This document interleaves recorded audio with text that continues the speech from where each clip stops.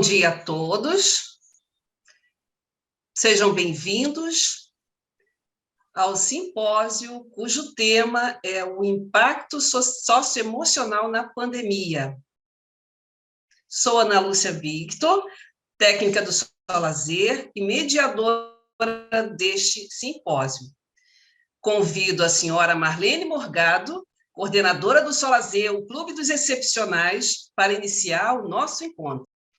Alô, turma, bom dia. Estamos iniciando o simpósio sobre impacto socioemocional da pandemia. Não é? Então, é um tema muito importante no momento. Nós não vamos apresentar nenhum resultado científico, porque nós estamos ainda na pandemia, né? Então, ela ainda perdura nas nossas vidas, no mundo. Então, nós vamos falar desse impacto, sabe? Eu acho que é muito emocionante.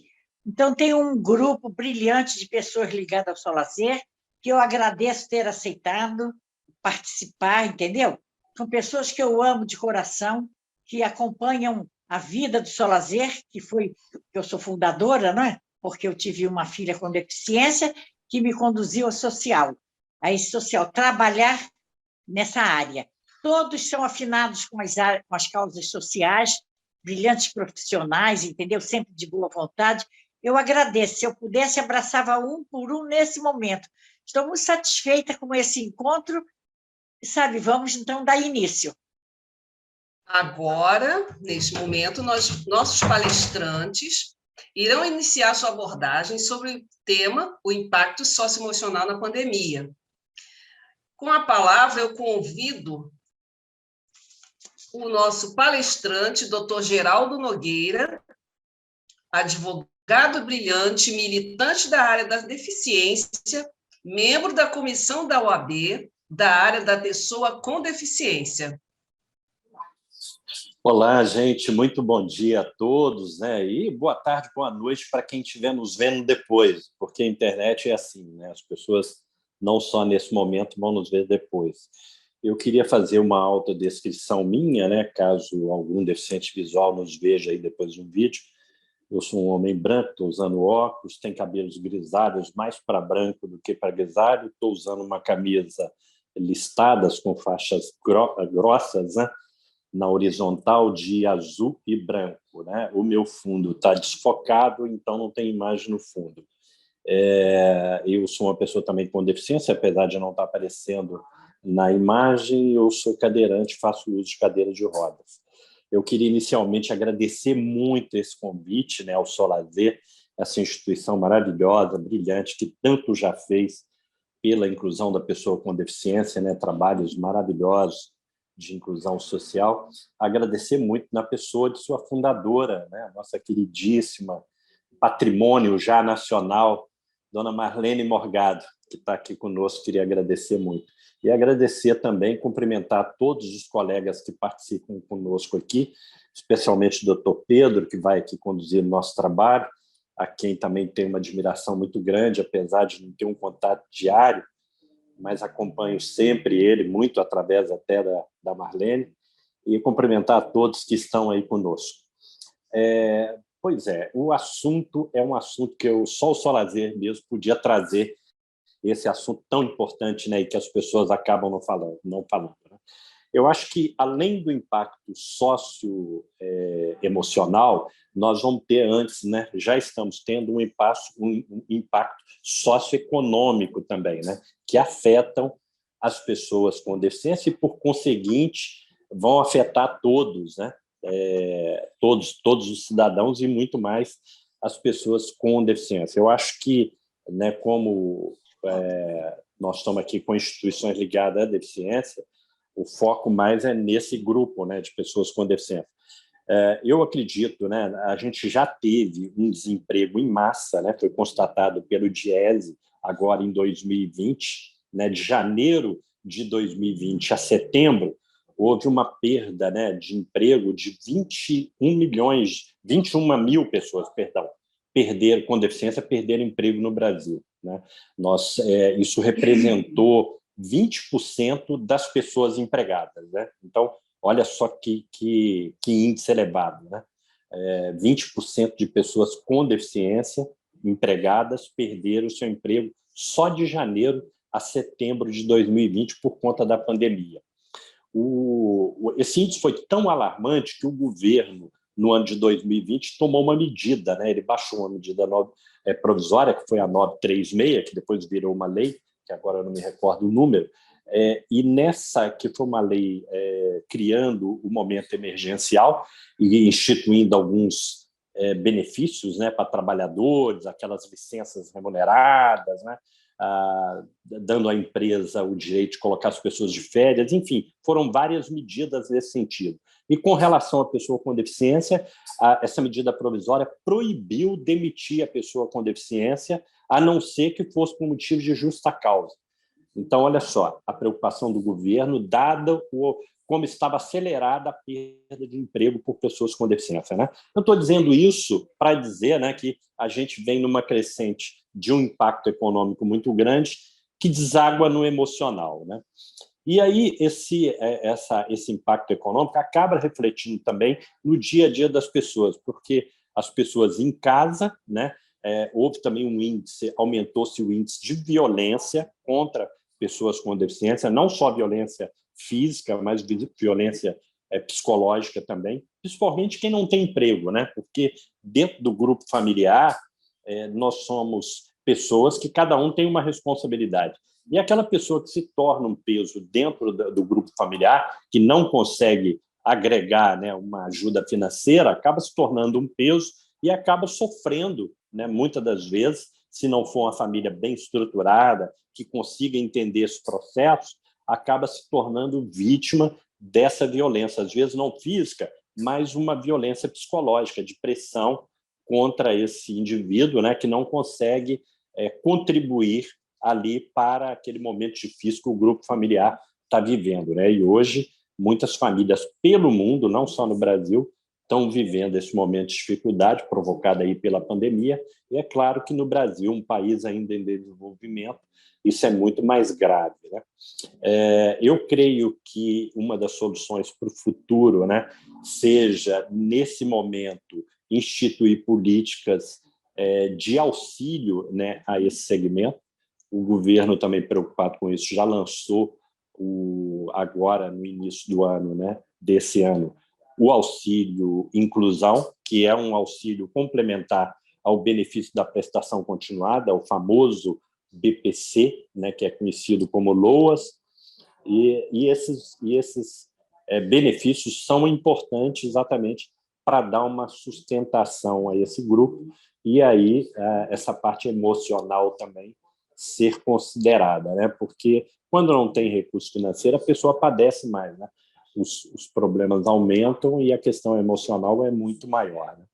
Mas o impacto também, assim, eu acho que emocional, socioemocional muito grande, que as pessoas com deficiência vão sofrer, aí a partir de tudo isso que eu falei, é o aumento da invisibilidade social, né? Esse grupo já tem uma invisibilidade, não obstante a todo o avanço que tivemos, o progresso que tivemos nos últimos anos, né?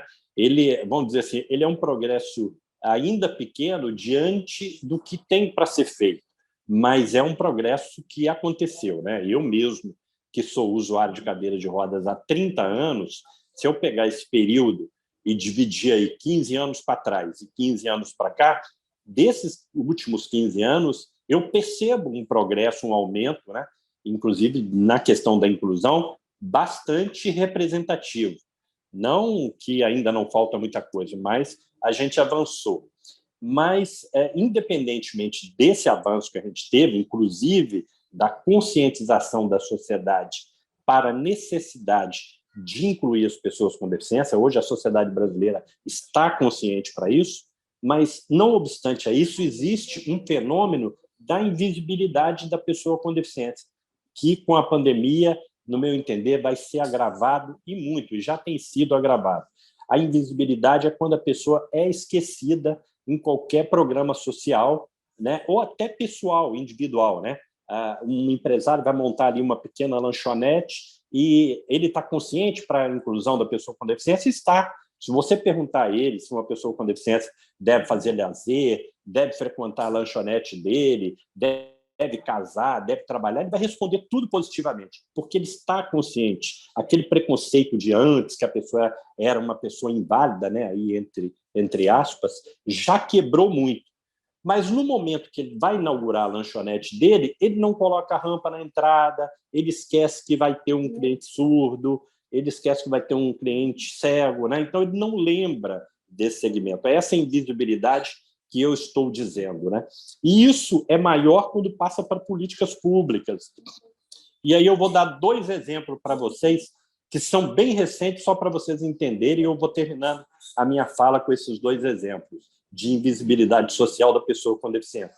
Quando estourou a própria pandemia, né, a Secretaria Nacional de Saúde lançou um programa emergencial, né, com relação à pandemia, e sequer citou uma linha sobre pessoas com deficiência nesse programa, né? Então, assim, o programa não citou a pessoa com deficiência.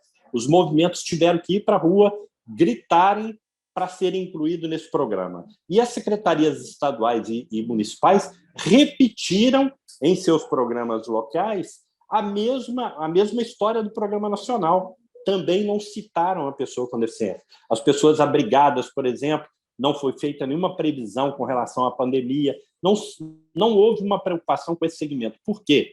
É porque há um preconceito, querem prejudicar o segmento? Não, é porque há uma invisibilidade, não se enxerga esse segmento.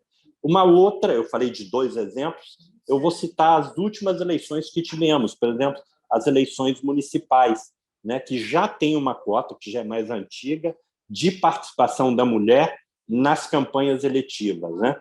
E nessa última campanha, o segmento das pessoas negras, né, o segmento étnico-racial, conseguiu, mesmo sem ter na legislação, participar com um percentual, inclusive tendo acesso aos recursos públicos de campanha política, né? Então, 2 segmentos da sociedade, mulheres e pessoas negras. E as pessoas com deficiência sequer são citadas, né, nessa política, né, e sequer foram citadas. E eu pergunto para vocês, numa campanha na rua, quem tem mais dificuldade? Uma mulher, um negro ou uma pessoa, por exemplo, cega fazendo uma campanha, ou um tetraplégico saindo na rua para fazer uma campanha política? A resposta é claríssima, né? Não que os outros segmentos não tenham os seus preconceitos, não sofram, mas a pessoa com deficiência, além de sofrer o preconceito, tem a dificuldade física do acesso, né? E, no entanto, não tem nenhum amparo,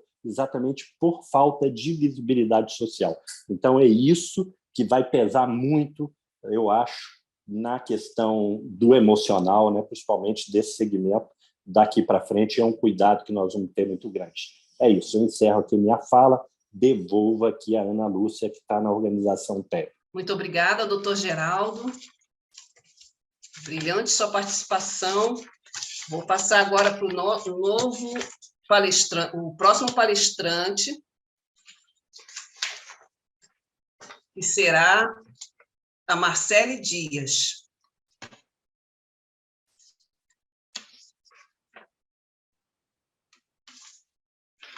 Marcele Dias é pedagoga, especialista em educação especial e membro do Solazer desde 1987. Com a palavra, Marcele Dias.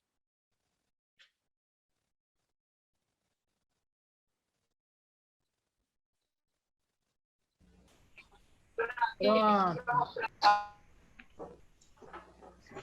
Bom dia a todos.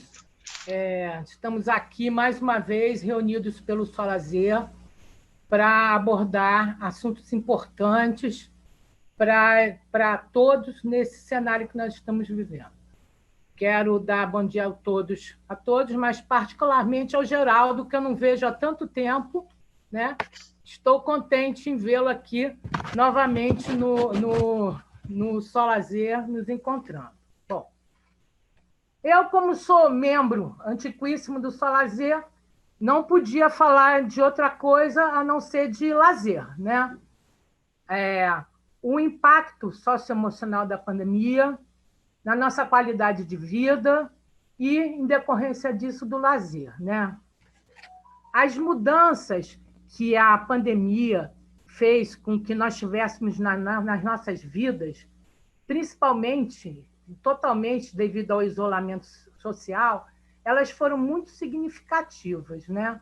Elas influenciaram muito na nossa vida, principalmente no espaço íntimo das nossas casas.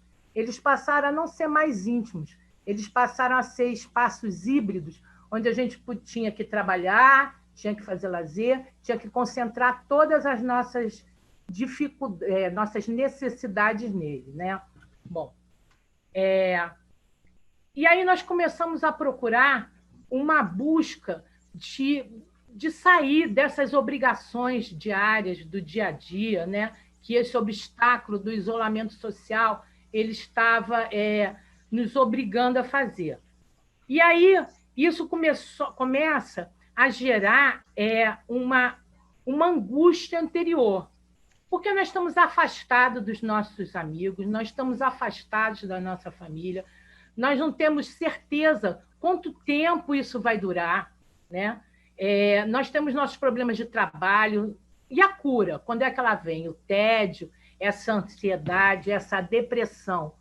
Então, esse cenário todo, esse impacto todo emocional que a pandemia fez, ele mudou muito a nossa vida. Mas, em compensação, ele trouxe uma coisa interessante para o lazer, que é o seguinte: o lazer ele sempre foi relacionado à saúde, principalmente pelos exercícios físicos, pela atividade física, né? Pelo exercício nos espaços físicos. E, atualmente, a preocupação com a saúde mental ela tem proporcionado um entendimento mais amplo do papel do lazer no desenvolvimento das pessoas. O lazer não está mais somente pensado em primeiro plano, quando se pensa nele, ele não está mais só focado na atividade física. Ele está focado de quanto ele é importante para o desenvolvimento humano, para a pessoa, porque foi a primeira coisa que se viu destacada no meio impossibilitada no meio de tantas dificuldades que o isolamento da pandemia nos trouxe, né? Então, a gente começou a ver que o lazer é uma necessidade importante para a construção do indivíduo, para a construção das potencialidades do indivíduo.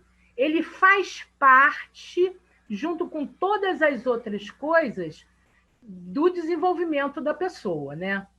Então, o lazer, é claro, ele promove momentos de prazer, ele promove momentos de ludicidade, né, de relaxamento. O lazer tem espaço para o ócio, o lazer tem espaço para o tempo livre.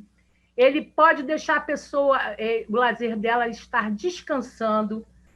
Tudo, o lazer envolve uma satisfação pessoal que é muito importante para a construção do indivíduo. O lazer, nessa dimensão, nesse cenário que nós estamos vivendo aqui, ele seria o principal responsável por desativar esses gatilhos que o isolamento provoca e traz comportamentos destrutivos, porque ele é um momento em que essas vivências que são relacionadas com o lazer, elas não trazem só um bem-estar. Aí é que está o que as pessoas começaram a ver. Elas promovem também um desenvolvimento pessoal, que é quando a pessoa tem o prazer do seu autoaperfeiçoamento. As suas escolhas são voltadas para as suas necessidades particulares, que vão gerar nela momentos muito agradáveis e muita satisfação interior, né? E o lazer também começou a ser visto como um ponto importante quando muitas pessoas estão juntas, mas não tem nenhum relacionamento entre elas. Mas a gente começa a estudar o significado do associativismo informal.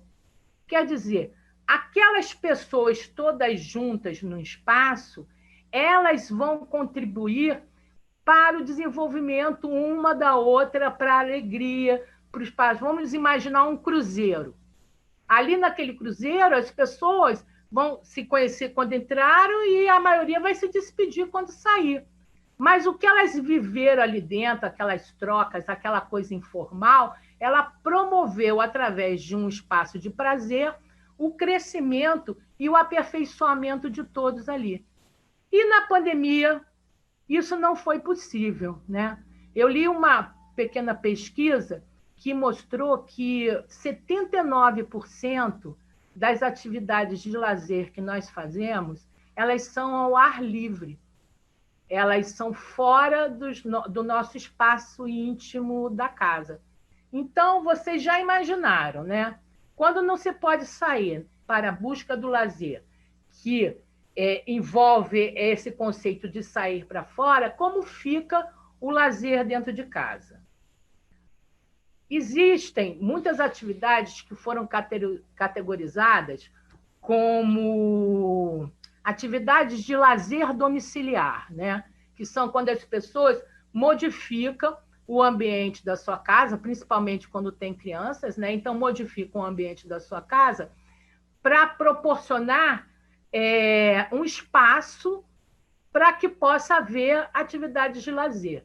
E hoje em dia, nos nossos apartamentos, onde os espaços são fora do apartamento, também foi uma outra zona de estresse, de ansiedade ligada à privação do lazer. O isolamento social ficou como privação do lazer.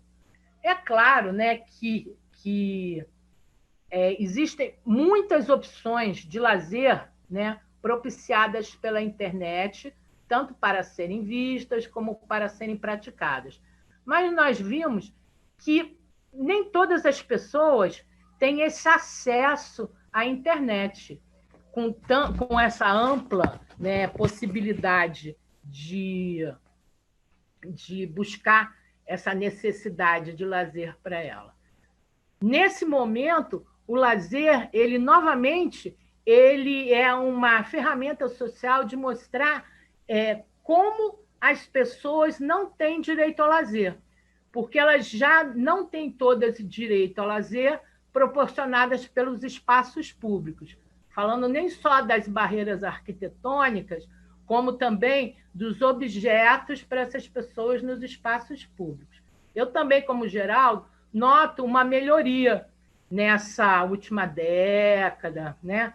Nós que estamos desde 1980, né, na busca dessa solução, né?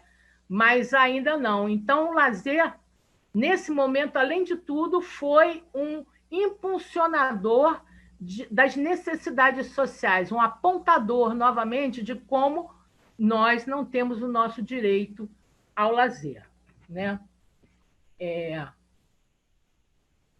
Então, entendendo o lazer como que para a qualidade de vida, ele ia ser uma válvula de escape para essa situação socioemocional que a pandemia nos levou, com isolamento e afastamentos e tudo mais, ele também se viu privado. Mas ele teve um lado bom, né? Sempre as crises têm uns lados bons, né? Que é mostrar a sua importância novamente no cenário do desenvolvimento humano, né? O lazer, ele demonstrou uma dimensão diferente daquela que ele naturalmente é visto. Ele se mostrou como um dispositivo mais importante para a promoção da qualidade de vida. Porque quando ele se viu ausente, ele mostrou a sua cara através de tantas pessoas, né, que relacionaram esses comportamentos destrutivos e essas dificuldades por não estarem sendo atendidas emocionalmente. Concluindo, né, minha fala, o lazer ele é parte integrante do desenvolvimento do ser humano.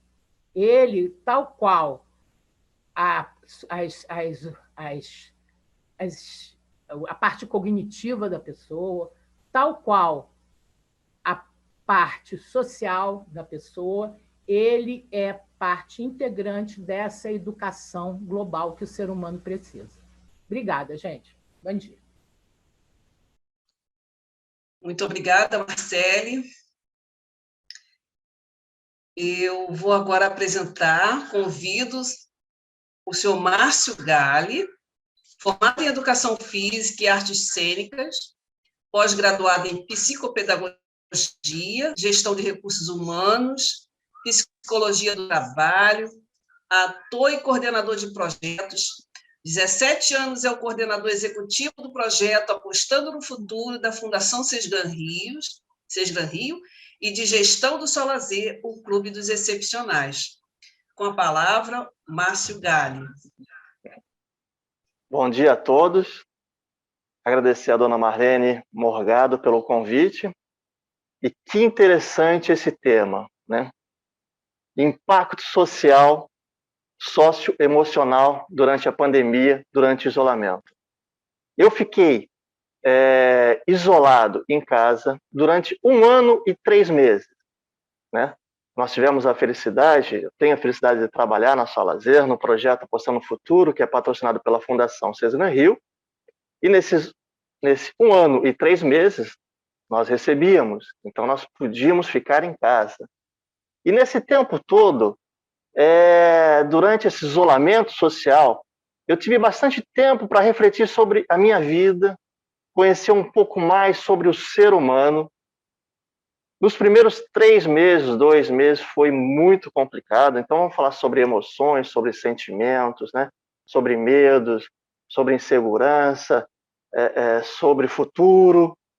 No segundo mês, eu saía da minha sala, ia para a cozinha, voltava para a sala, e aí me deu um apagão. Eu falei, onde é que eu estou? O que está acontecendo?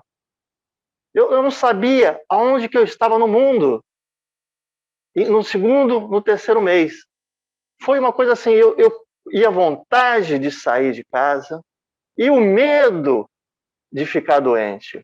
Eu moro aqui na Rua do Bispo, Rio Comprido, o meu prédio é do lado do Hospital Casa de Portugal.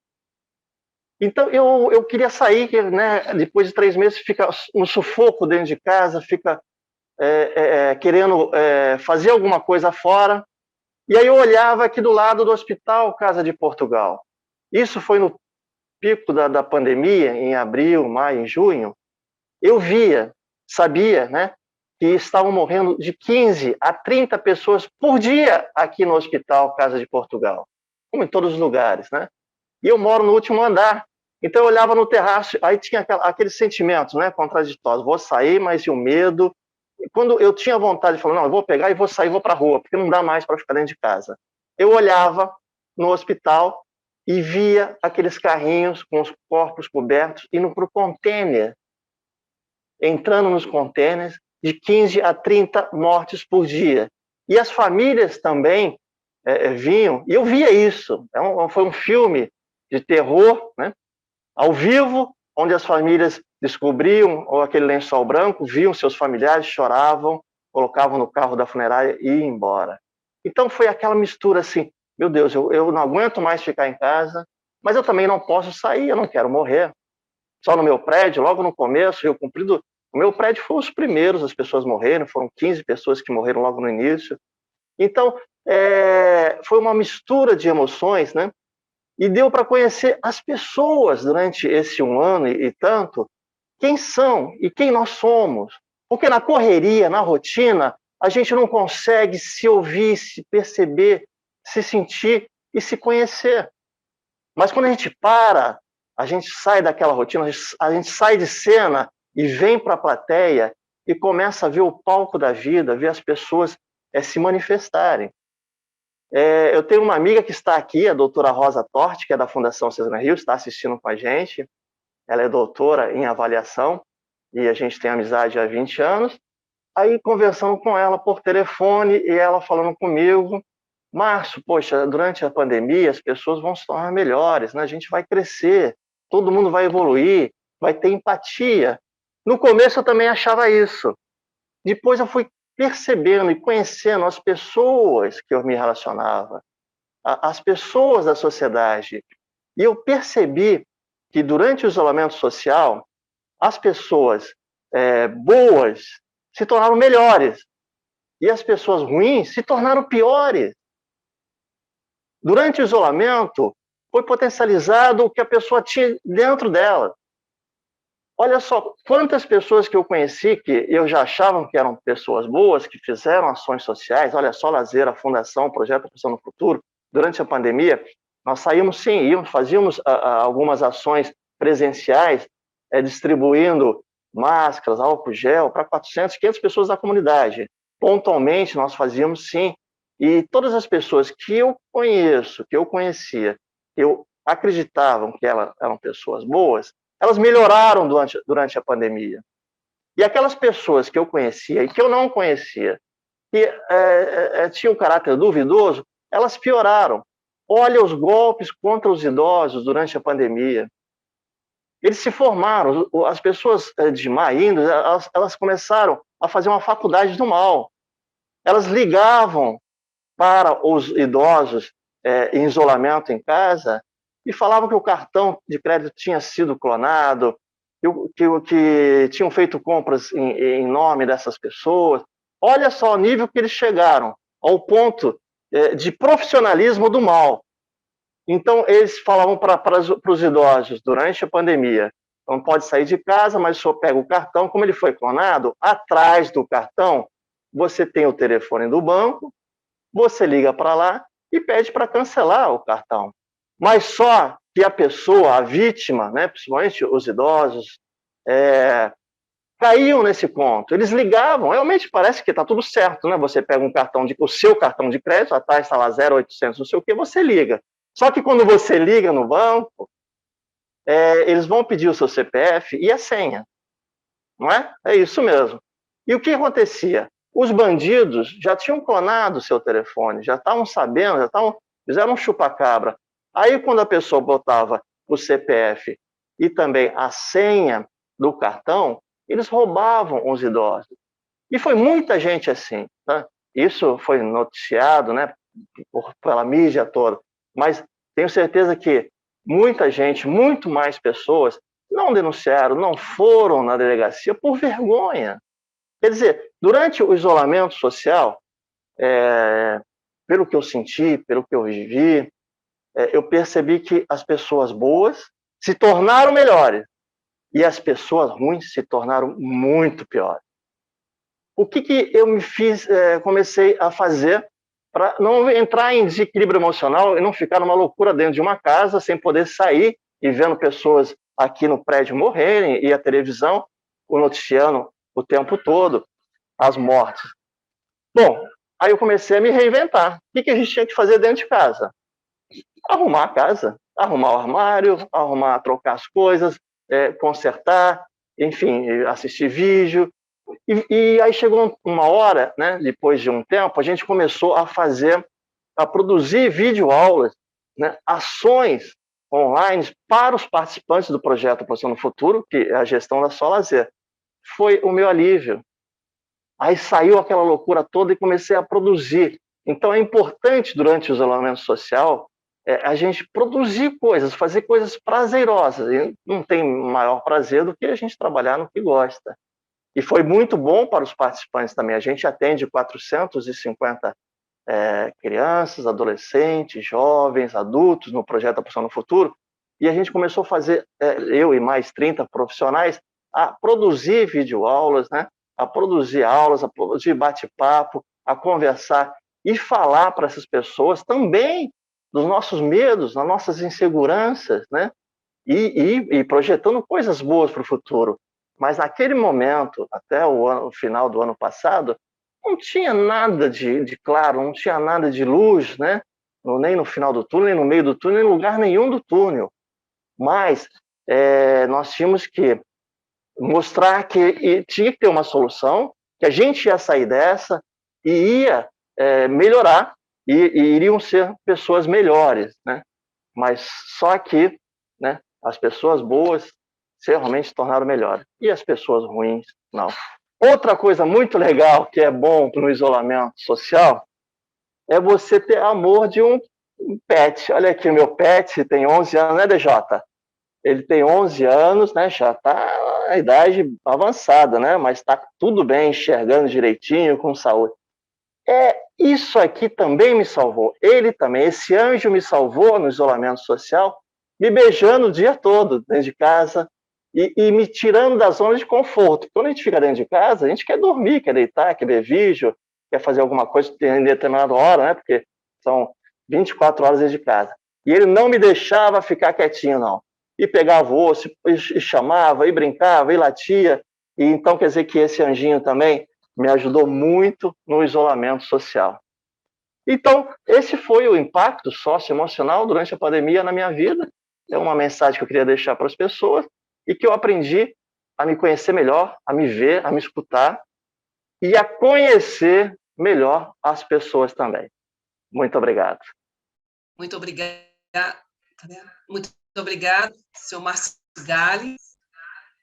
Agora eu convido o senhor Marlon Secundo, brilhante jornalista, que vai ser o nosso palestrante agora. Bom, bom dia, pessoal. Primeiro, agradecer, né, a oportunidade de estar aqui. Minha mãe, né, como sabe, sou filho da Marlene, então é difícil não participar nesses momentos e compartilhar com ela, né, essas alegrias que ela tem, que ela gosta de produzir esse tipo de evento, esse tipo de encontro.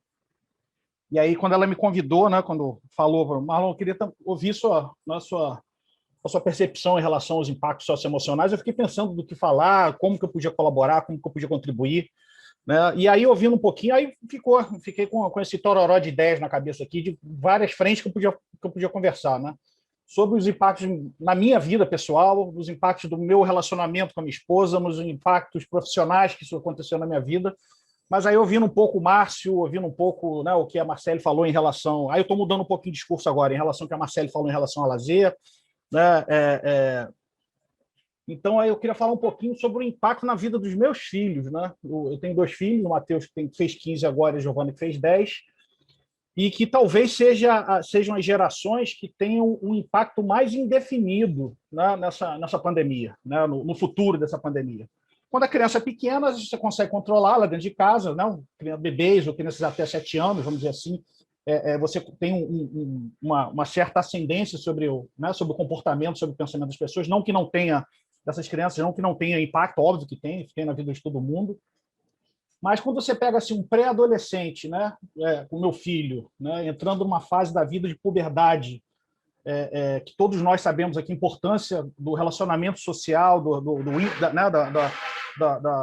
convívio pessoal que teve para a formação do nosso caráter, né, para depois para a vida adulta, e minha filha fazendo 10, né, então assim são pessoas com uma formação da sua personalidade.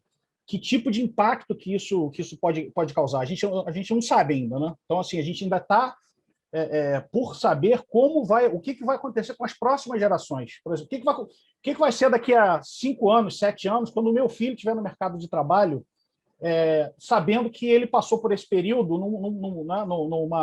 numa fase que ele estava definindo o futuro profissional dele, começando a pensar no que ele gostaria de fazer, né? Então, assim, da noite, de um dia para o outro, ele estava na escola, convivendo com os amigos, com determinada capacidade, né, intelectual voltada para uma área. De repente, no dia seguinte, ele está trancado dentro de casa, né?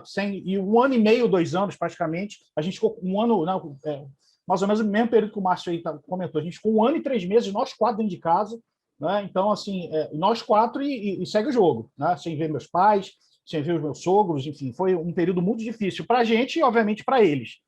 E aí entra um ingrediente aí bastante crítico, que aí os jovens e as crianças começaram a ser encarados como vetores da doença. Ou seja, ficou crítico, o que já era crítico para eles estarem isolados dentro de casa, a gente, como adulto, né, a gente arcava com as nossas consequências de dar uma fugidinha aqui, dar uma fugidinha ali, mas eles não, eles são vetores, eles não podem sair de casa, eles podem transmitir a doença de maneira grave para alguém. Então, assim, isso agravou ainda mais a situação de isolamento deles dentro de casa, né?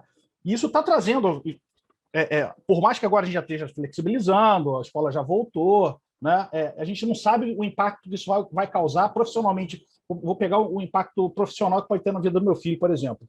Eu acho que eu estou educando meu filho para uma profissão que não existe ainda, né? Eu acho que tem muita profissão que ainda vai surgir por conta da pandemia. E eu acho que ele está nesse bolo.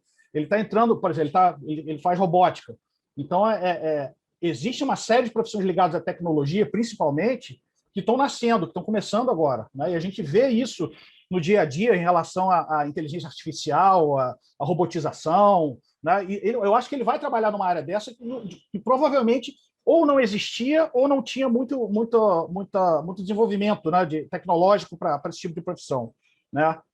Uma outra coisa muito interessante também não adianta a gente cobrar deles, a partir de agora, um comportamento que nós esperaríamos que nós tivéssemos na nossa idade de 15, 16 anos. Da noite para o dia, a vida do meu filho virou o celular, virou o computador, virou o relacionamento sem ser face a face.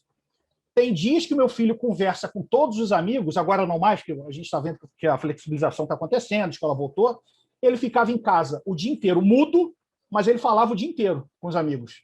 Ele não falava.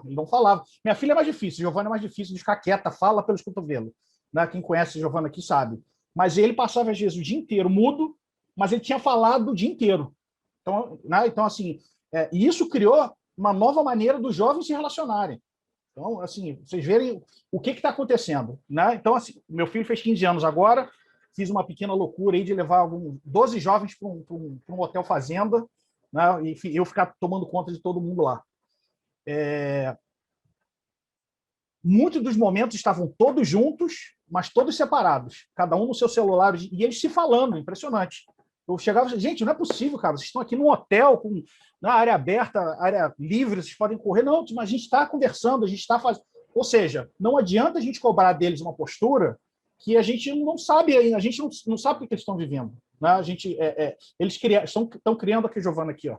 Eles estão criando uma nova realidade de vida que a gente não sabe ainda. Isso vai ter um impacto muito grande daqui para frente, né? Então, acho que assim, esse é a grande incógnita que eu acho que a pandemia está trazendo, né?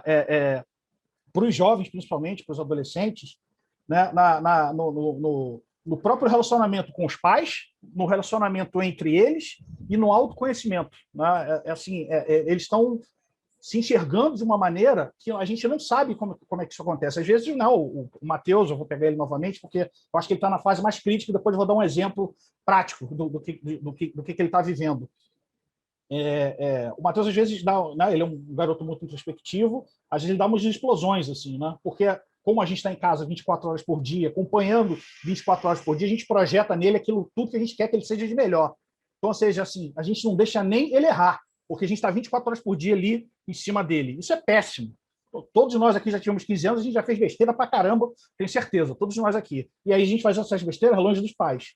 Eles ficaram 2 anos, nesse momento crítico de 15 anos de idade, que eles não podiam nem errar, porque eles estavam no nosso alcance, né, de visão. Então, assim, não dava tempo deles errarem, porque a gente estava ali já para corrigir, né? E isso tem um impacto, né? E o Matheus, outro dia, ele teve uma explosão dessa, assim, caramba, eu tenho medo de errar porque eu tenho medo de vocês brigarem comigo.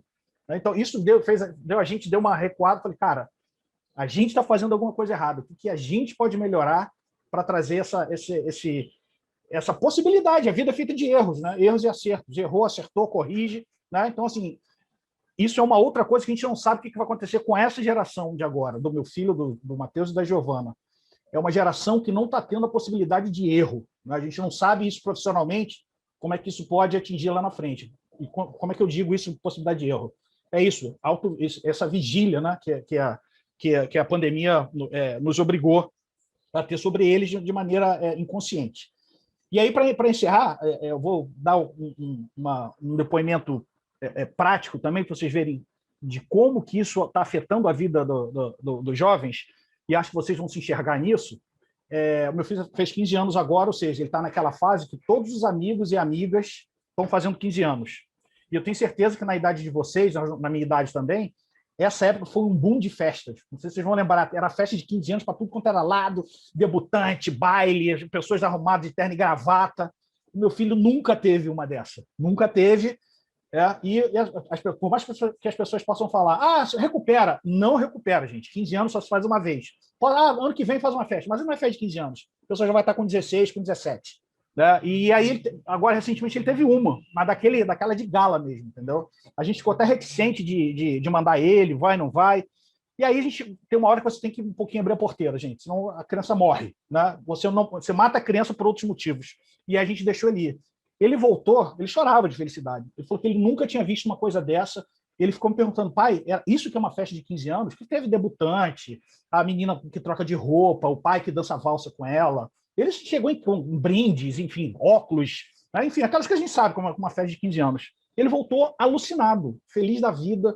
Né? Ele falou, pai, isso que é uma festa de 15 anos, agora eu só quero festa de 15 anos.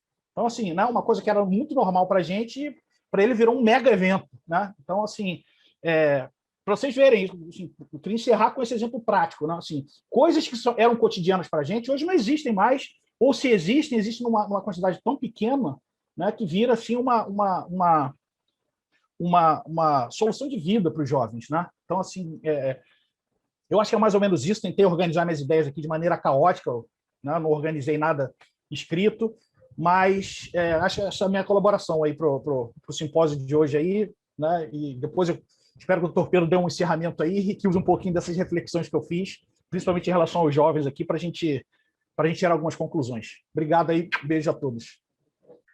Marlon, muito obrigada pela sua participação.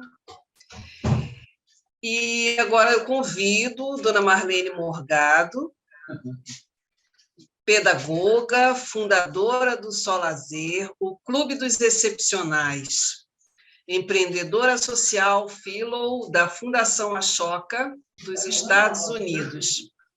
Com a palavra, Marlene Morgado. Bom dia a todos. Parabéns a Ana Lúcia pela condução do trabalho.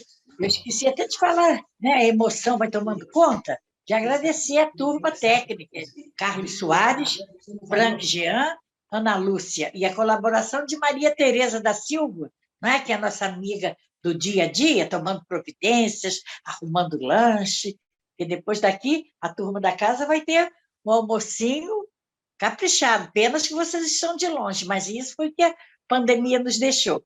Bom, eu sei que falar para Dr. Pedro, para mim, é uma coisa fácil, porque Dr. Pedro é um grande amor na minha vida, porque foi com ele que deu vida, que deu luz, que deu o caminho científico, né? Do Solazer, junto com Marcele, que também foi uma grande parceira nessa época, de Fundação do Solazer. Então, nós estamos juntos nessa caminhada toda. Então, agora que bateu a pandemia, eu já estava me preparando para o meu adeus a Solazer. Afinal de contas, não se faz 87 anos todo dia, né? Então, lá, pelos meus 87 anos, eu já estava me preparando para uma saída gloriosa. Vem a pandemia, que te prende no esquema emocional. Eu, então, que vivo muito emocional, sou assim, um pouco para fora, exclusiva. Nossa Senhora, foi um sufoco. E ainda está sendo, porque está sendo amenizado, a caminhada está se organizando, e vamos lá. Eu me lembro bem o dia que foi o primeiro dia que nós ficamos em casa, foi no dia 13 de março. Está fazendo 2 anos, está indo para 2 anos. Porque foi no 13 de março da minha vida que eu comecei o meu primeiro trabalho. O 13 bendito, né? Então, eu sofri muito com o impacto da pandemia, apesar de eu gostar de ficar em casa, sabe, de ser assim, meio artesanal dentro de casa, movimentada. Eu boto rádio, eu boto televisão. Então, eu tenho uma vida ativa dentro de casa. Mas foi muito forte, porque o meu sentimento trabalhou muito em cima do medo, pela minha idade, não estar com os netos, não estar no Solazer pela metade. Gente, foi uma guerra de foice, sabe, no escuro. Vocês podem imaginar esse impacto emocional sofrido por mim. Sabe, tudo era proibido, visitar amigos, receber amigos. E eu não vi tanta morte de perto, não, vou ser sincera. Sempre sabendo de pessoas até um pouco mais longe, até um pouco mais distante. A morte mais perto de mim foi de uma moça, Ana Cláudia Monteiro, amiga minha, de Geraldo, linda, jovem, sorridente, feliz, sabe, que partiu. Eu tive um impacto muito grande, eu chorei muito, muito, muito, porque, sabe, foi uma vida que até você chega a dizer assim, por que não eu? E ela que precisava viver, né, estava no auge da vida profissional, e isso aí, sabe, trouxe uma... No meu prédio não faleceu ninguém, aqui nas minhas redondezas, assim, eu moro em Copacabana, não se teve, assim, um susto grande, não, era uma coisa, era uma onda que existia, era coisa do invisível, era o medo do invisível, entendeu? Esse vírus inimigo, sabe como é que é?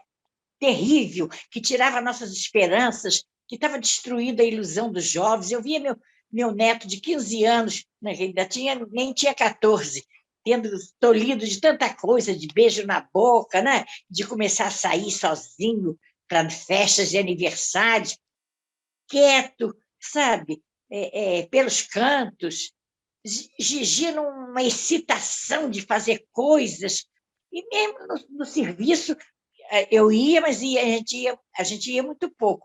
E a coisa da higiene, gente, virou uma loucura, virou uma neurose, sei lá o que foi, sabe? Maria Tereza, que vocês conhecem, que é minha acompanhante em casa, né?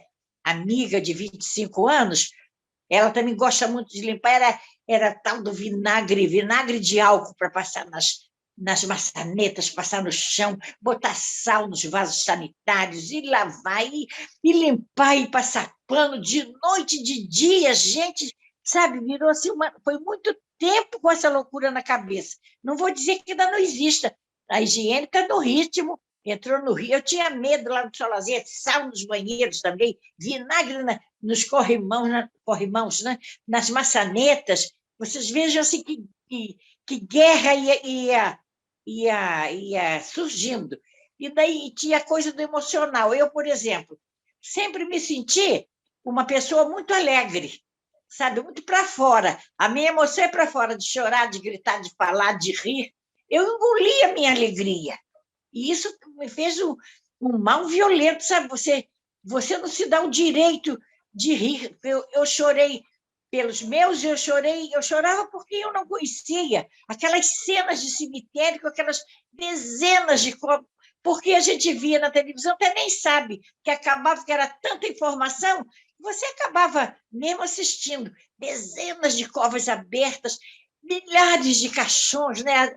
Teve uma fase até de botar dois na mesma sepultura, que foi uma revolta grande. E você era um candidato a esse cenário, a fazer parte desse cenário. Então, o medo também, sabe, se aflorou muito em mim. O medo de quê? Eu sou espírita kardecista, eu não tenho medo da morte. Eu acho que é uma fase da vida.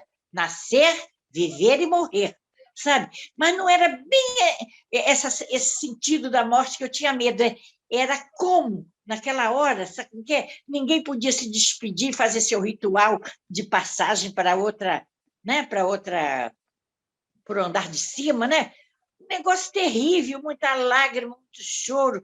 E teve uma imagem de um especialista que me prendeu um pouco, que ele dizia assim: olhem bem para longe, como se viesse um rolo compressor, que é o vírus, a pandemia chegando, sabe? Ele vem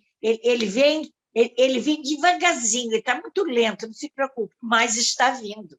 Isso aí te dava assim uma sensação da certeza, sabe? Da finitude, né?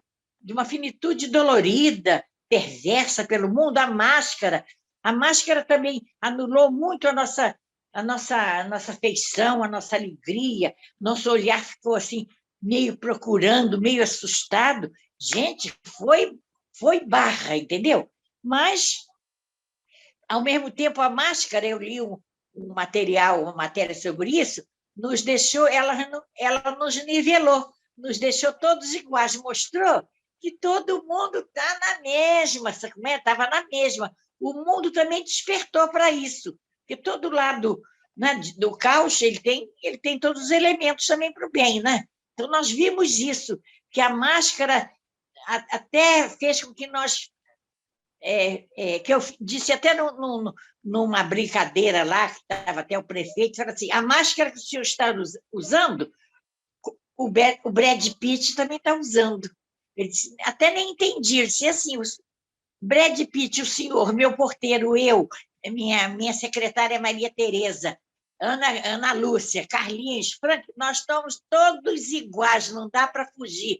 A necessidade, ela nos uniu, a máscara nos uniu, nos deu assim, ó, o mesmo patamar, todo mundo igual. Nós não prestamos muito atenção nisso, que foi mais uma coisa espiritual, né? Uma coisa espiritual.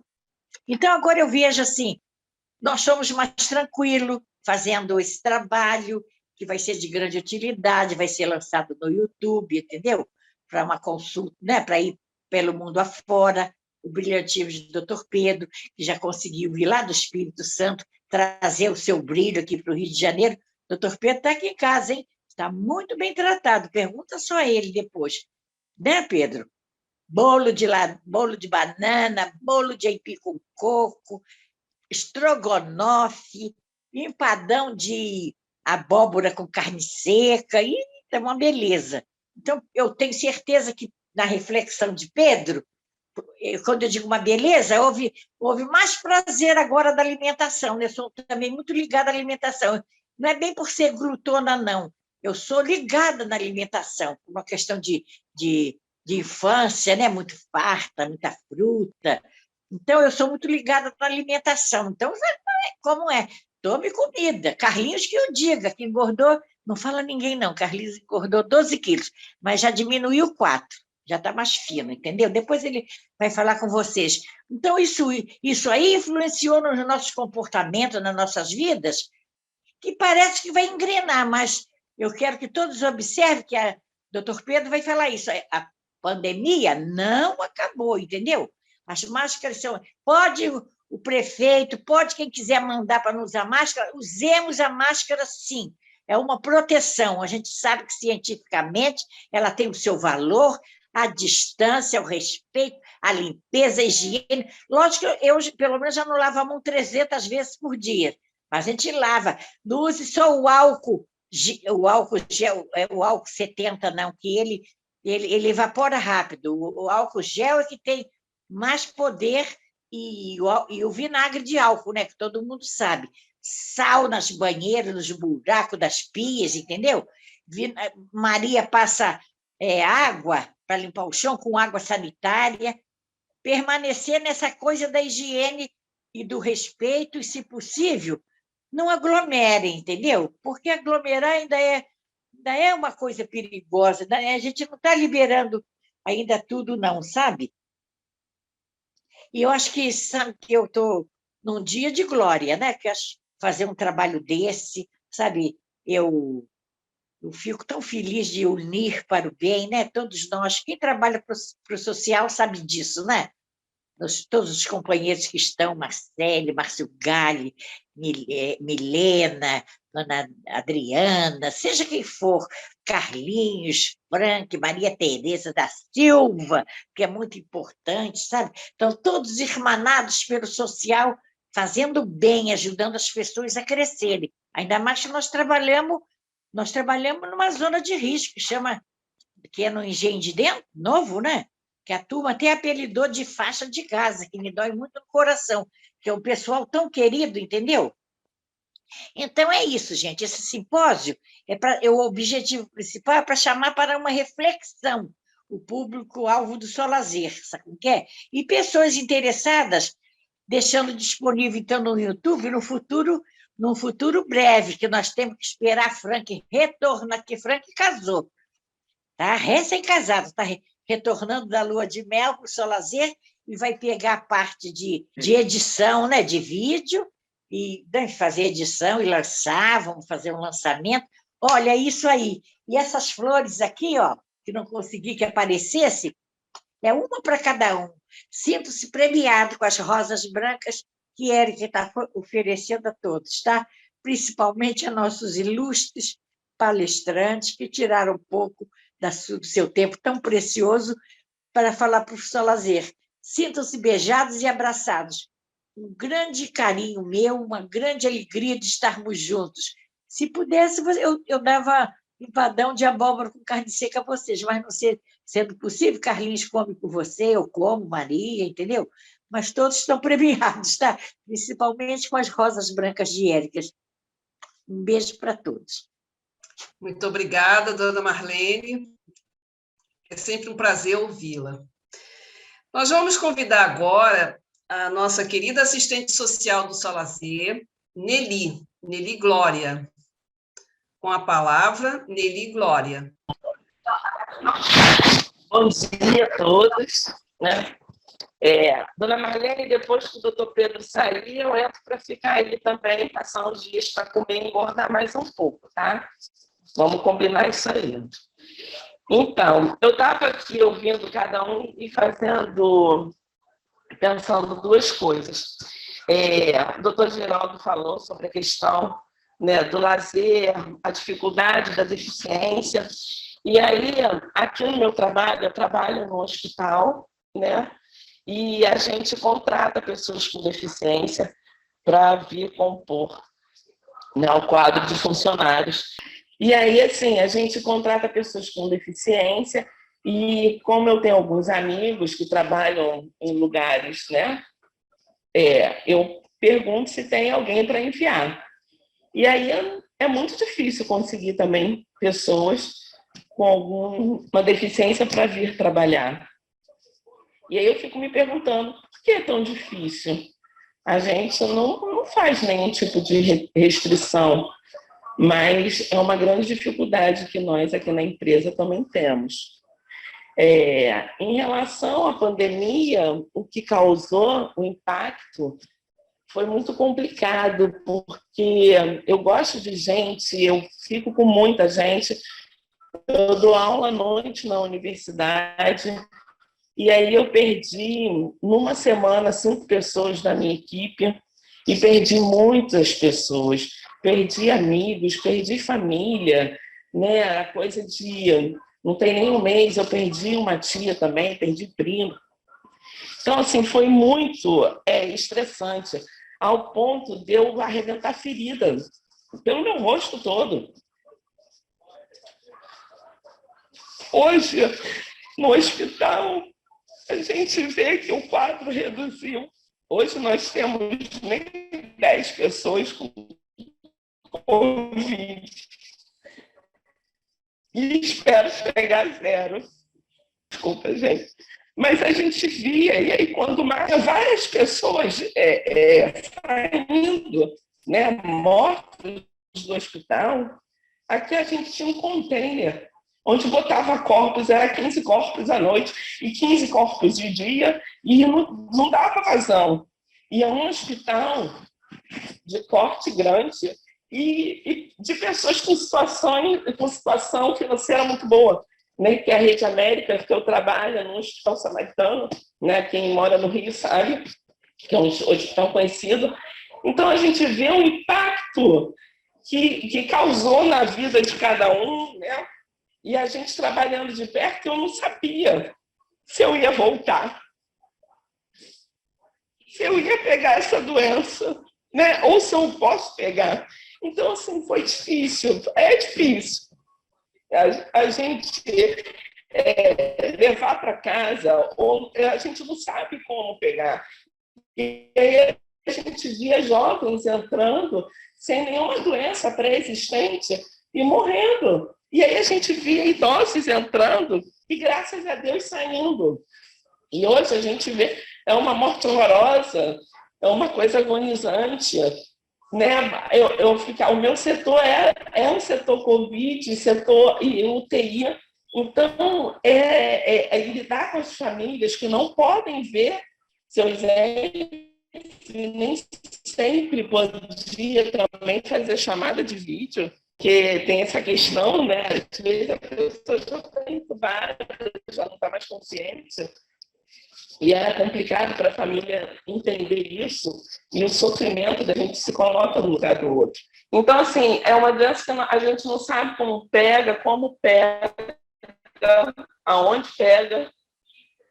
E você viver isso tudo no olho do furacão, e você perdendo pessoas, e você não sabe como fazer para evitar com que as pessoas... Eu tenho pais idosos, né? Tinha o meu marido, tinha os meus filhos, e aí o Marlon fala, né, do filho com 15 anos, e aí os meus filhos, tudo também dentro de casa, sem poder estudar, porque eles estavam o tempo todos conectados, conversando com os amigos, mas não tinha uma palavra dentro de casa. Em fazer um bolo, em se juntar, ficar dentro de casa, né? As pessoas falam, não aguento mais ficar dentro de casa trancado.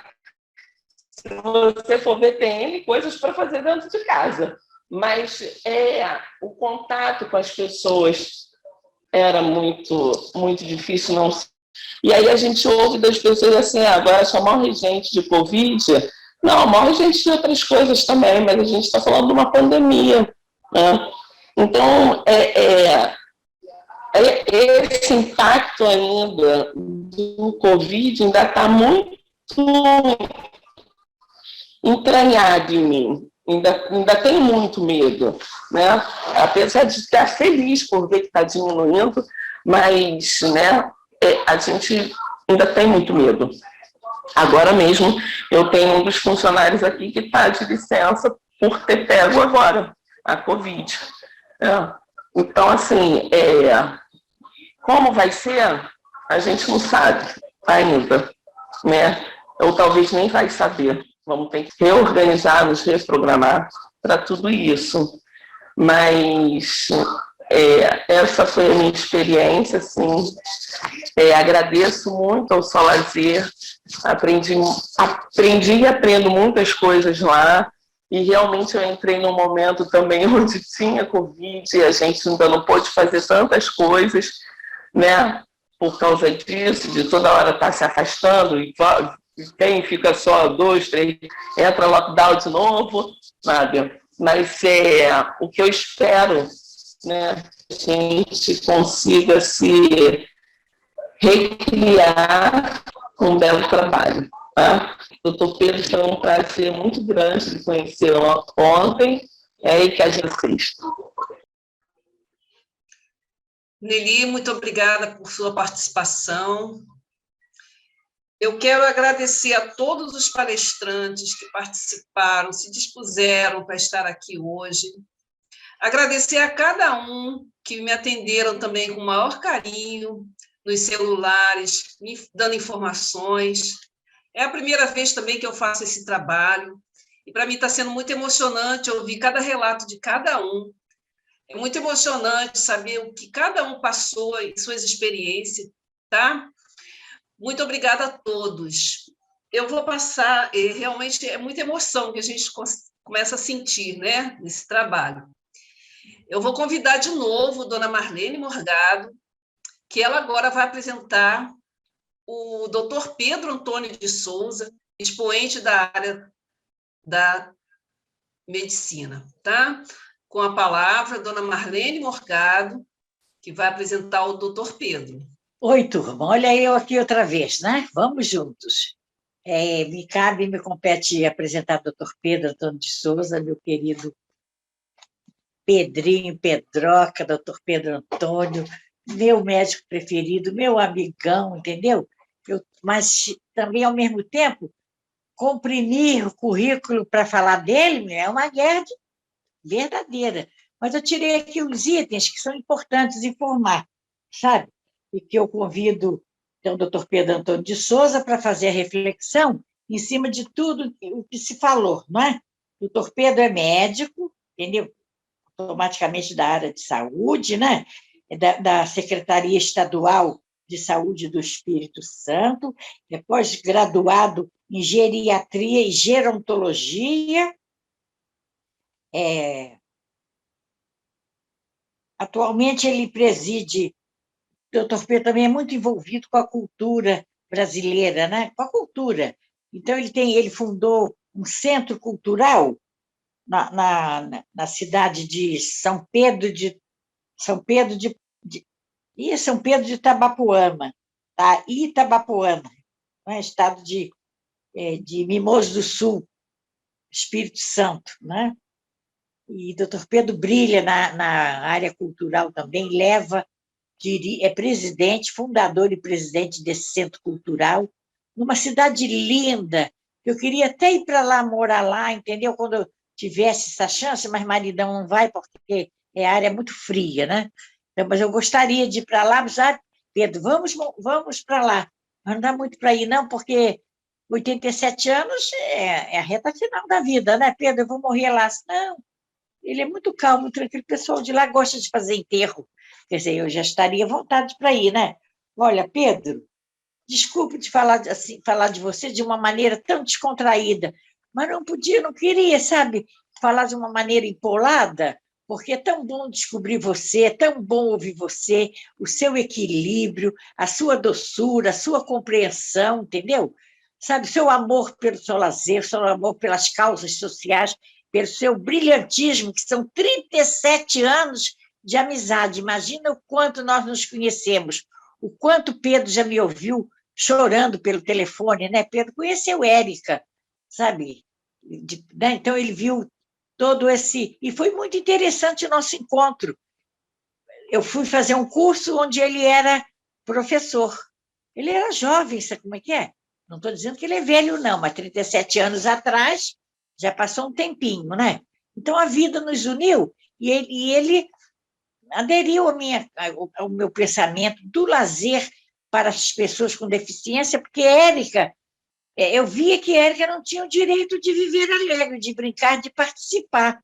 Aí eu chamei a moçada, né, as mães, nem tinha nome ainda o trabalho, para a gente discutir a criação de um clube, o vocabulário dessa época era falar excepcionais, né? As mães aderiram aos poucos, a gente foi criando, e lá vai uma estrada de 37 anos, Pedro sempre me orientando, sempre, sabe, me segurando até em algumas situações. A caminhada é pesada, né? Você pegar uma tarefa dessa de 37 anos, e eu tenho muito orgulho de dizer, nós estamos realmente numa situação financeira difícil, porque todo mundo está, mas 37 anos sem falhar um ano sequer. O seu lazer, sabe, na sua caminhada, talvez pela orientação do Dr. Pedro, nós temos uma campanha que chama Não Deixa a Peteca Cair, e a peteca não caiu. Se vai cair daqui para frente, eu não sei, sabe? O que é, né? Porque a pandemia também destroçou tudo, desarrumou tudo, estamos retornando. E eu queria apresentar a vocês, que vocês conhecessem pelo menos, a minha grande companheira de tarefa, de caminhada, que é Maria Tereza da Silva. Olha como ela é bonitinha aí, ó. Olha lá. Eu queria que ela cumprimentasse vocês. Ela foi a grande protetora de Érica. Também 25 anos ao meu lado. Caminhada junta. Ela conhece o Dr. Pedro também desse tempo todo, né, Maria? Fala aí. Conheço o Dr. Pedro, sim. Pessoa maravilhosa, né? Gosta muito do seu lazer. Pronto. Essa é a nossa Maria Tereza. Então, eu passo a palavra para o Dr. Pedro. Dr. Pedro, fique à vontade para falar. Imagina se eu vou dizer que o senhor tem 5 minutos. O senhor tem a estrada toda para andar, tá? Um beijo a todos. E obrigada a todos, com carinho, com afeto, meu abraço. Eu cumprimento a todos os participantes e os nossos futuros conhecedores desse simpósio, agradecendo, né, as palavras tão habitualmente carinhosas e gentis da nossa fundadora do Clube Sol Lazer, né, do Sol Lazer, e também é um momento de alegria reencontrar várias pessoas que fazem parte dessa trajetória, né, e dizer que os depoimentos apresentados, eles expressam, na verdade, verdadeiramente a verdade que nós vivemos no momento. Porque, em se tratando de uma pandemia, isso é uma doença nova disseminada em todos os continentes e numa relação pessoa para pessoa. Então, nesse contexto, para começar, uma situação nova, uma doença nova, como nova, nós não temos os mecanismos de controle, não temos ainda. Imagina hoje que a informação se dá a tempo e a hora, maciçamente, onde cada pessoa tem acesso à informação do que está acontecendo. Então, isso veio como uma avalanche, veio com um impacto muito forte na vida de todo mundo, e se tratando de uma coisa com consequências sérias, com uma letalidade importante, e nos apanhando de surpresa. Então, numa situação dessa, o que aguça na nossa vida, né? Essa consciência da finitude. A consciência da finitude que o ser humano passa a ter por volta de 6 anos, a gente já tem a consciência de que a nossa vida é finita. Então, essa condição já nos traz, já nos dá, né, já nos gera uma ansiedade. A finitude nos gera ansiedade. Então, nós temos toda uma organização, né, feita, tanto social, cultural, toda ela organizada para resolver essa questão da nossa finitude, que é a ansiedade existencial do fim da vida, né? Então, numa situação dessa, quando surge uma situação tão impactante, entra em uma situação aguda essa finitude, quer dizer, na verdade, o nosso desejo é de não morrer. Então, além dessa questão da exposição, né, da agudização dessa questão da finitude que é presente na existência humana, nós temos um fato assim, interessante. Do ponto de vista social, muda-se toda a nossa organização social, os nossos trajetos, a nossa organização. Então, já com quais as medidas? Do isolamento, do confinamento, aonde? Do confinamento intradomiciliar. A partir disso, nós vamos pensar o quê?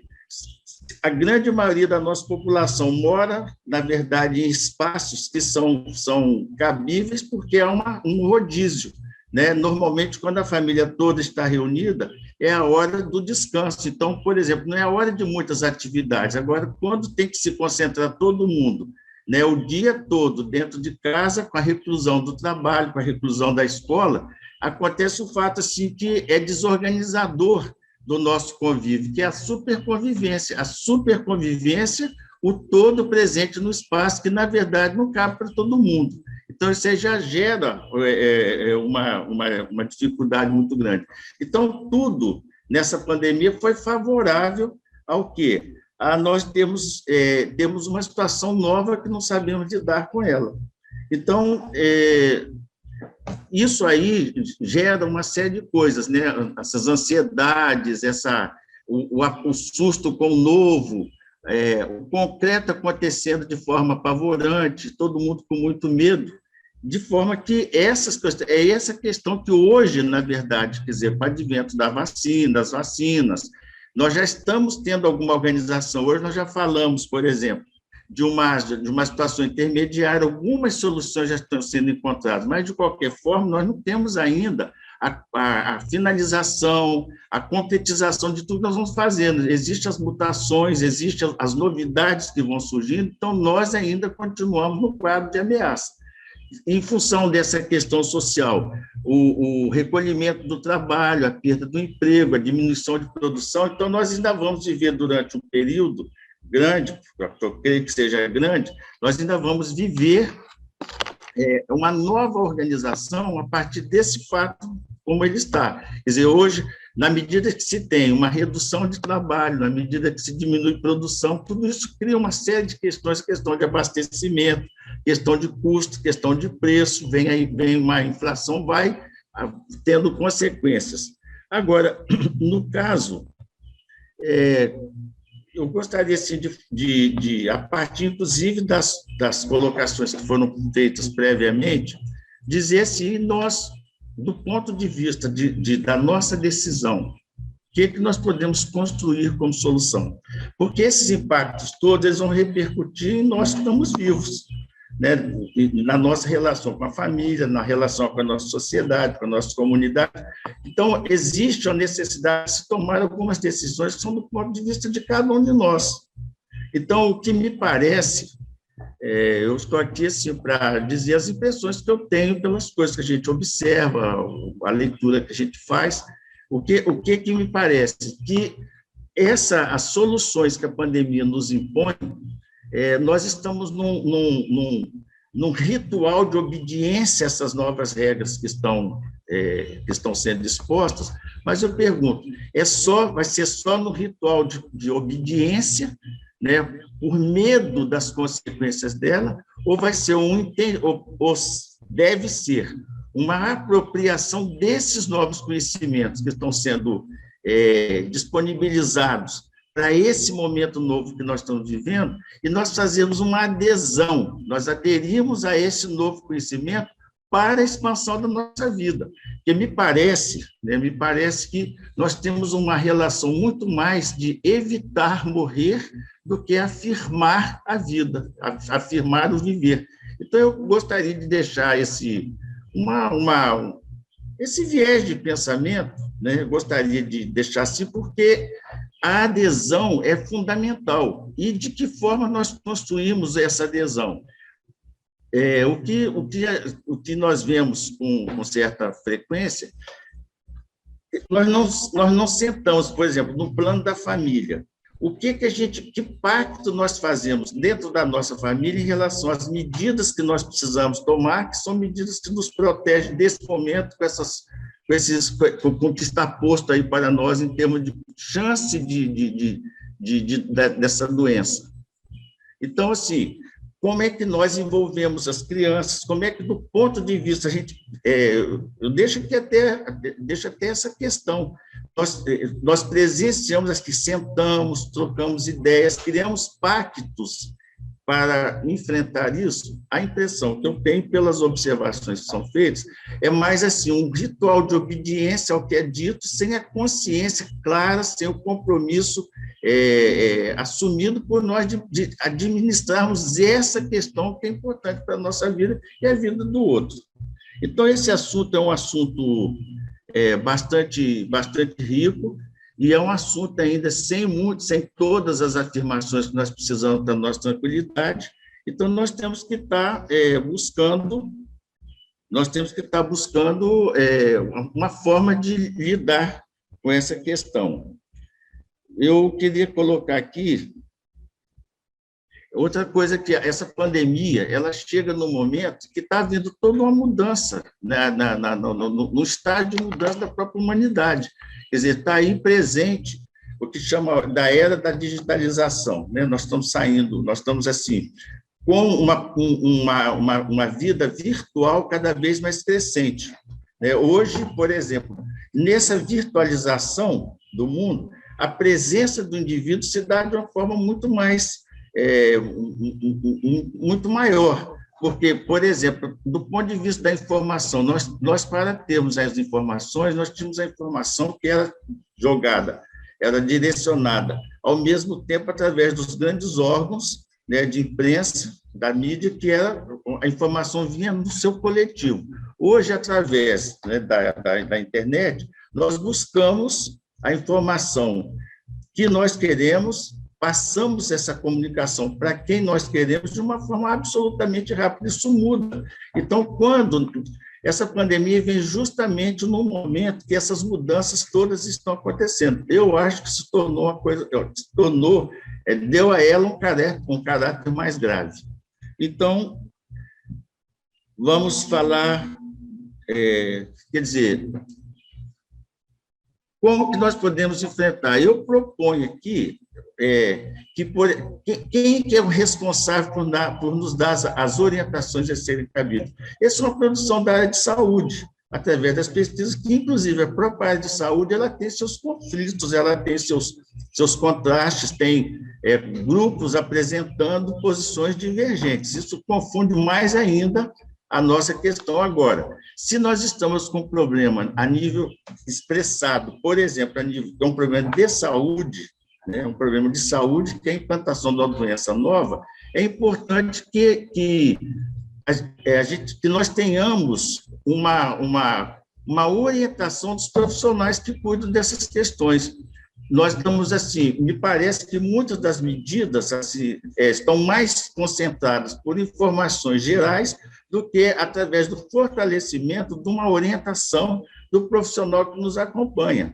Hoje nós temos, por exemplo, na área de saúde pública, os programas de saúde as estratégias de saúde da família. Dentro desse ponto de vista, todas as famílias elas estão inseridas dentro de uma micro-área de saúde. Como é que se estabelece essa relação dessas áreas de saúde com esses profissionais?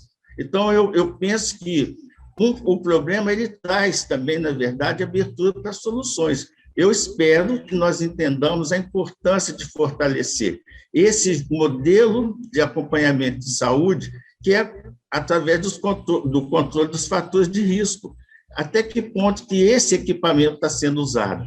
Então, né, na verdade, um simpósio, como esse que está sendo proposto aqui, ele não propõe trazer grandes soluções, porque grandes soluções, eu acho que um problema muito grande a gente resolve através da construção de pequenas soluções, né?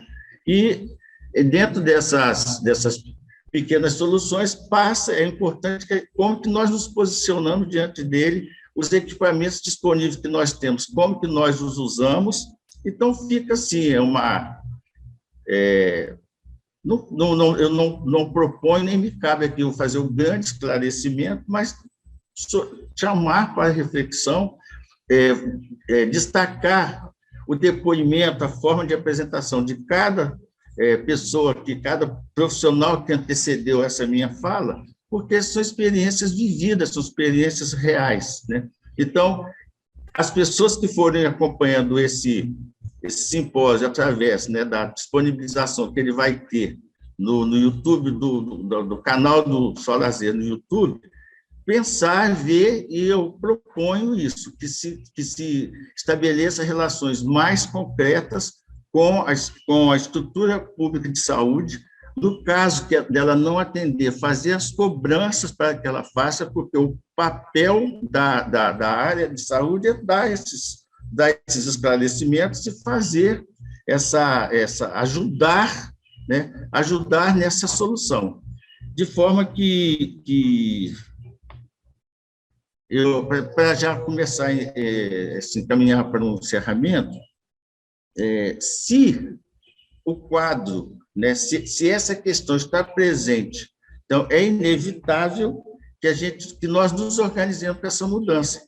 Então, essa mudança que está todo mundo vendo que é necessária fazer, eu acho que ela deve ser bem acolhida, porque se não tem outro caminho, por que eu vou bater de frente? Eu tenho que ver o que eu posso fazer, de preferência, no âmbito da família, criar pactos de saúde através de novas atitudes. Mas isso conversado para uma conquista e não para uma obediência a uma ordem que vem, que muitas vezes a gente nem entende direito. Então, assim, todo o ritual de prevenção, que é o que nós temos hoje disponível, ser feito a partir da nossa consciência, da nossa compreensão que ela precisa ser feita para o nosso benefício. E, paralelamente, outras questões que são de ordem das grandes políticas públicas, elas continuam sendo estudadas, elas continuarão sendo propostas, mas é extremamente importante como nós nos comportamos diante dela. Sem adesão nossa, como pessoa, como grupo familiar, como comunidade, sem adesão, essas propostas elas não resultam positivamente. Então, eu queria aqui terminar dizendo que o Solazer surge, né, a história do Solazer surge como?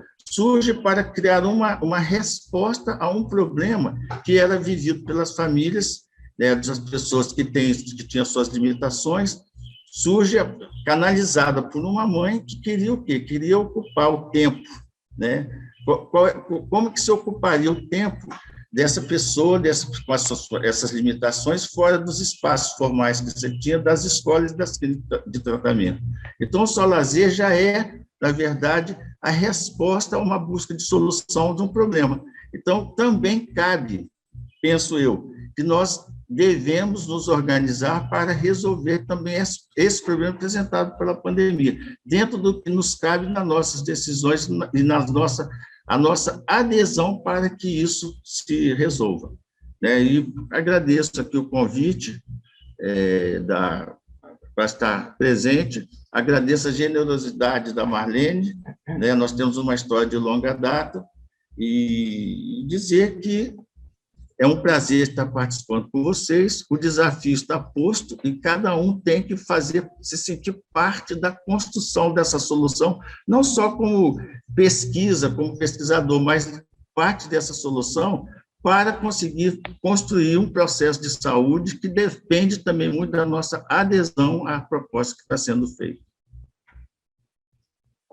Eu agradeço aqui, vou encerrar com essa colocação, convidando a uma adesão maior para as questões que nós já sabemos que trazem a nossa solução. Agora, nós precisamos nos apropriar desse conhecimento, porque ele vai trazer um benefício para nós e para o nosso conjunto em sociedade. Muito obrigada, doutor Pedro. Quero agradecer aqui a todos os palestrantes, os palestrantes que participaram desse simpósio. Foi muito bom estar todos aqui, brilhantemente apresentando suas ações, suas falas. Eu quero agradecer ao senhor Geraldo Nogueira, doutor Geraldo Nogueira, senhora Marcele Dias, senhor Márcio Galli, senhor Marlon Secundo, Nelly Glória, a doutora Rosa Torti, que ficou como assistente, e a dona Marlene Morgado, tá? E ao doutor Pedro, que brilhantemente esteve nesse simpósio para nos abrilhantar. Muito obrigada a todos, estamos encerrando esse simpósio hoje.